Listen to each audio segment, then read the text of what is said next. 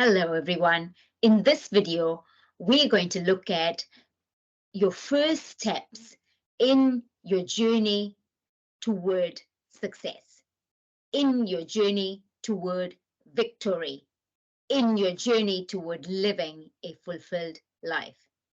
So grab a cup of tea and join me as we navigate this journey of fulfillment. I'm Dr. Jessica, your transformational sociologist. I work with people to redesign and recraft their place in the world to a place of success, to a place of fulfillment. And I also work with organizations, be it councils, governments, or private organizations, to craft places that can enable people to thrive. Enough about me. So, as I said before, we are going to look at some of the ways you can start navigating your journey towards success. The first step is deciding that you need to take that journey. The journey of success, the journey of fulfillment is available for everyone.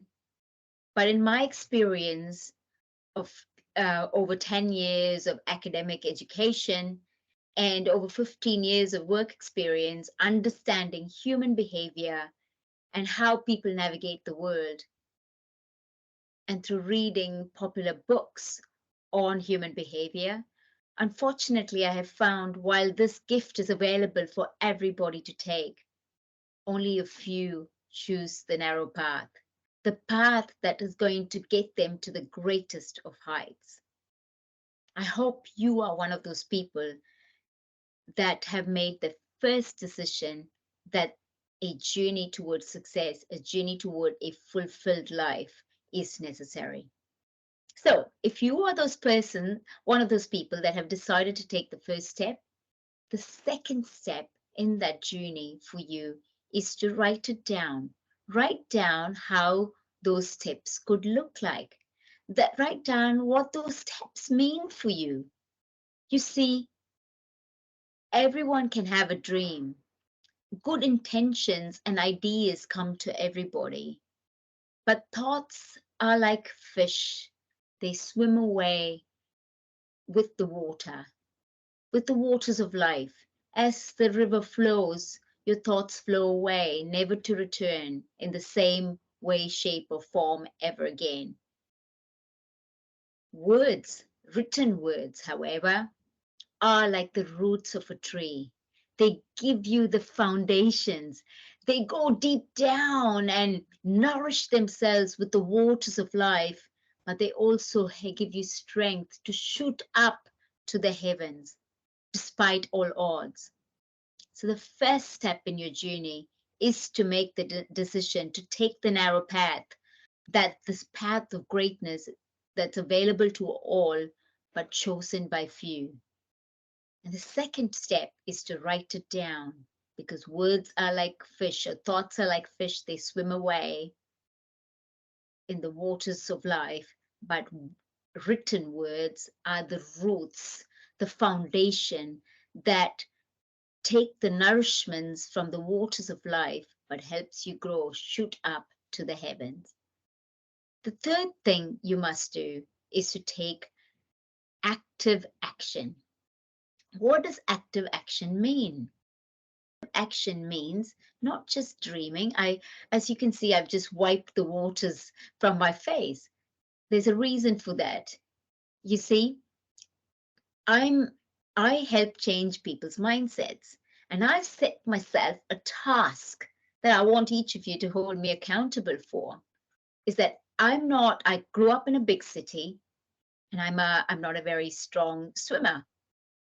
So I had this vision that I want to be a competent swimmer, and that I want to challenge each of you guys that through changing our mindset, we can change anything in our life.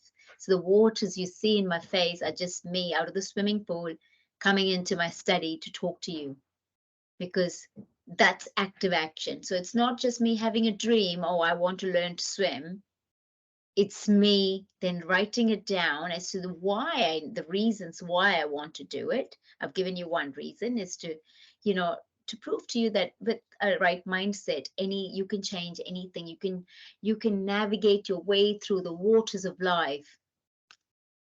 And that's taking active action. It's not just dreaming, I'm going to be a great swimmer and boom, manifesting it, and one day you are. Yes, manifesting is good, and it is right to do that, but you must also take active action. So whenever I can, in between my sessions, either doing a place marketing, place development tools with governments or councils, or through working on mindset change with people, I go for a swim to better myself. I don't just read books on swimming. I've gotten myself a coach who knows better than me, who can see me in action and then give me guidance on what I could do better. And life is the same. So there's a reason I'm doing this. As you navigate through life, yes, you can read books, you can do things, watch videos, do things by yourself. But active action is necessary, which brings me, and the fourth point is to get yourself a coach, a guide. It could be a pastor, it could be your teacher. It doesn't need to be always things you pay for, but someone, or your accountability buddy. You don't necessarily need to pay your friend to keep you accountable, but be accountable for each other. Whatever it is, I'm not trying to guard a business here, but whatever it is, we must keep each other accountable to make sure this journey to success comes true. So the first step was, deciding you need this change. For me, I'm using this as an example to be to actively showcase to you. So swimming, how can I learning swimming as an adult is difficult, but it is possible. So as you navigate through life, what is that skill that you think is difficult that you cannot do? Take the first step. Second step is write it down. Write down why you want to do that. Third step is take active action. So in my case, going for a swim regularly. And fourth step is getting a coach, getting a mentor, getting a guide, getting an accountability buddy. And all of these need not be paid for. I mean, some of these are paid for. Like, I believed it was important for me to get a coach that I paid for to navigate, to accelerate uh, my swimming skill. But not all skills need that. Perhaps in your journey you're not ready to get a coach, so why not buy a book that can enable you to thrive in whatever areas that you want to thrive in. But do it. Get some training, get some guidance, keep yourself accountable as you navigate through this path of success. And now my point number 5 is the same.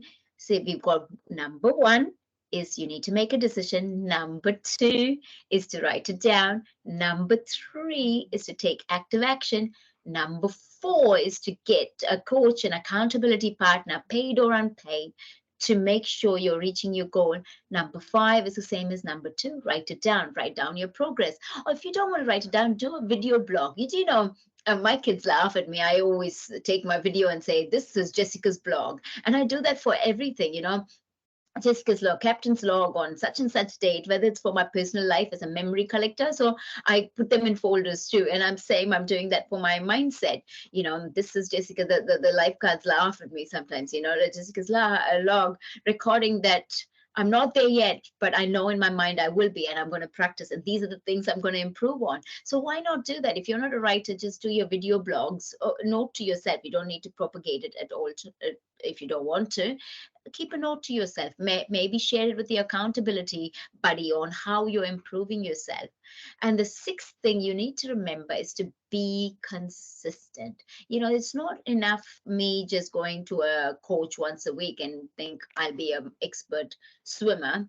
You need to be consistent, even if it's 15 minutes every day. If you don't like yoga was that for me, even when I didn't feel like it, when I try and do at least 15 minutes of stretching or yoga every day, to to have that consistency.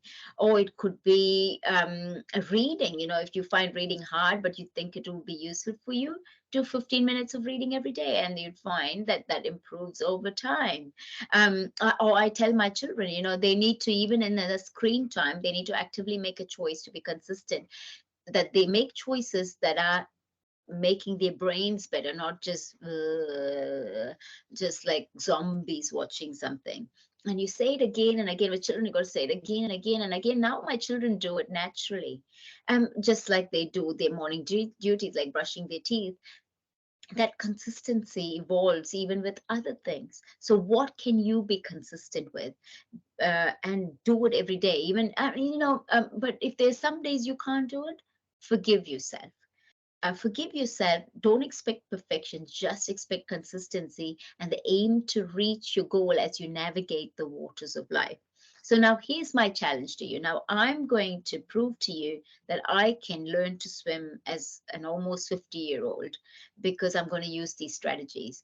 Why don't you post in comments which area of your life you want to find fulfillment, and try one first. Don't, because if you do, if I say I want to learn to swim, I want to learn to dance, I want to learn to this, I want to learn to fly, I want to learn to play music. If you do everything in one go, you might get overwhelmed. So write it down and pick out what your priority is, and why not work. I challenge you to work on one objective and post in comments how you're improving it. You might even want to send me your vlog, your video blog, if you want to, and then we can see how together we can get improvement in that area. And you know what? When you find improvement in one area, that will give you the courage to navigate other areas of life.